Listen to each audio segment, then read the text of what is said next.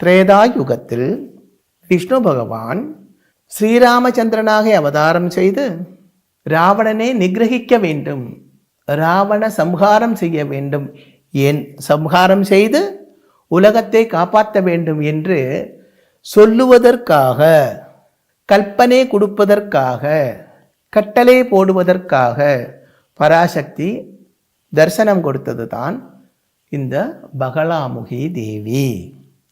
அந்த மந்திரத்திலே ரொம்ப பவர்ஃபுல்லாக இருக்கப்பட்ட மந்திரம் இது என்று சொல்லப்பட்டது இதே காரணம்தான். பாருங்க, எவ்வளவு பவர்ஃபுல்லாக இருந்தது அந்த ராவணன்.